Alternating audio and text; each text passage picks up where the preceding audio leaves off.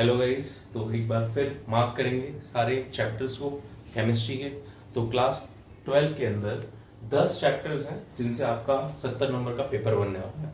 ठीक है, तो बिल्कुल एक तरीके से मार्किंग रहनी चाहिए हर चैप्टर के लिए, हर आपके पोर्शन के लिए। ठीक है, तो हमारा केमिस्ट्री 3 पार्ट में डिवाइडेड है। पहला है physical chemistry, second one is inorganic chemistry and third one is obviously organic chemistry.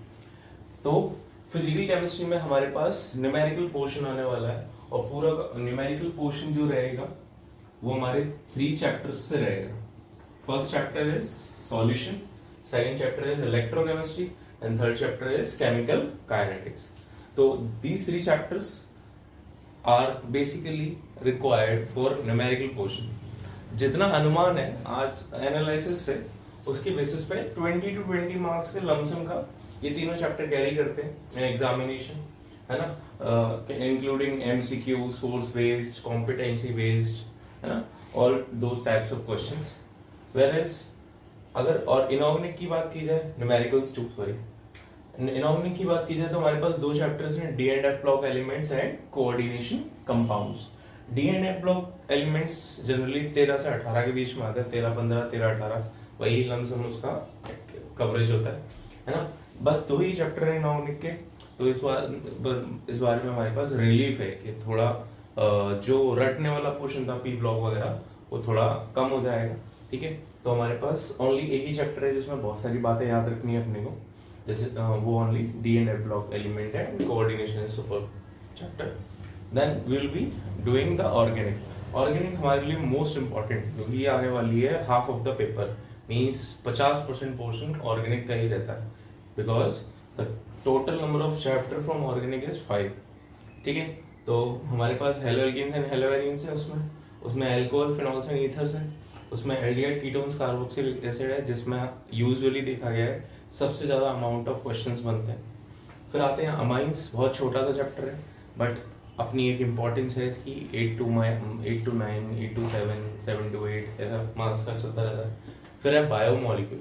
Biomolecule तो फ्री के मार्क्स दिलाने वाला चैप्टर है। बायोमोलिक्यूल को जस्ट आप ऑथराइज वे में अच्छे से समझ के पढ़ लें, एक ही बार पढ़ने की जरूरत है, तो टोटल में से आपका बायोमोलिक्यूल आपको सिंपली मार्क्स दिलाएगा, है ना।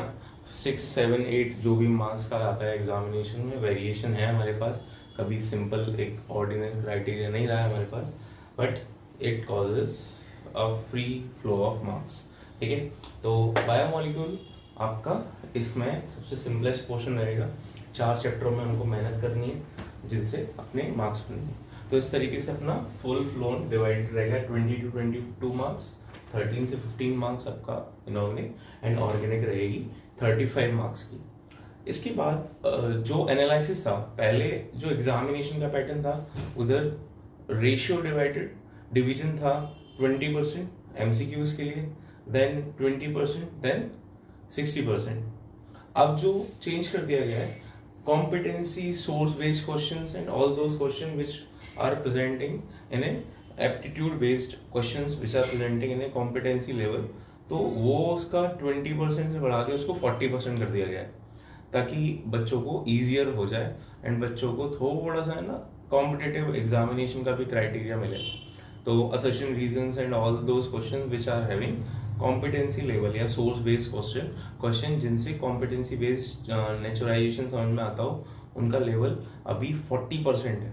तो एग्जामिनेशन का जो अब पैटर्न है वो है कॉम्पिटेंसी क्वेश्चंस का जो मार्किंग रहेगी वो 40% रहेगी एग्जामिनेशन में, उसके बाद 20% आपके एमसीक्यूज रहेंगे एंड देन जो रिमेनिंग पार्ट है 40% उसके अंदर शॉर्ट आंसर्स, लॉन्ग आंसर्स, आपके ये वेरी शॉर्ट आंसर्स वगैरह ये सब इसमें समराइज होंगे।